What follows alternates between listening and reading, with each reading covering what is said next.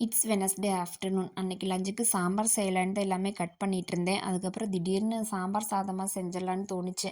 ரொம்ப நாள் ஆச்சு சாம்பார் சாதம் சாப்பிட்டு. சரி நம்ம ஒன் பாட் ரெசிப்பியா செஞ்சிடலாம், வேலையும் டக்குன்னு முடிஞ்சிருமேன்ட்டு அதான் ரெடி பண்ணிட்டுருந்தேன். உங்களில் யாருக்கெல்லாம் சாம்பார் சாப்பாடு பிடிக்கும்னு சொல்லி கமெண்ட்ஸில் சொல்லுங்கள். அதுவுமே இல்லாமல் ஒரு சிலர்லாம் இந்த வெரைட்டி ரைஸ் பிரியராக இருப்பீங்கள்ல, அந்த வெரைட்டி ரைஸஸில் உங்களுக்கு எது பிடிக்கும்னு சொல்லி மென்ஷன் பண்ணுங்கள். இந்த குக்கிங் முடிக்கிறதுக்குள்ள அங்கே இங்கேயும் நடந்தே நம்ம ஒரு வழியாயிருவோம். குட்டீஸ் வீட்ல இருந்தா சொல்லவே வேணாம். எல்லாத்துக்குமே தெரியும்.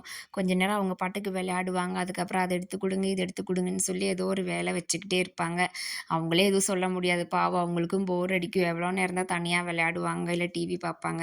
நானும் அப்படிதான் கொஞ்ச நேரம் குக் பண்ணிட்டு, அதுக்கப்புறம் அப்படியே யோகி கூட டைம் ஸ்பெண்ட் பண்ணிட்டு, சைட் டிஷ்க்கு வந்துட்டு பொட்டேட்டோ ஃப்ரை தான் ரெடி பண்ணலான்னு அதுவுமே செஞ்சுக்கிட்டு இருந்தேன். அன்னைக்கு அப்படிதான் சூப்பரான லஞ்ச் ரெடி ஆயிருச்சு. சாம்பார் சாதமும், பொட்டேட்டோ ஃப்ரையும். இனி சாப்பிட்டுட்டு அப்படியே கொஞ்ச நேரம் நம்ம மீ டைம் தான்.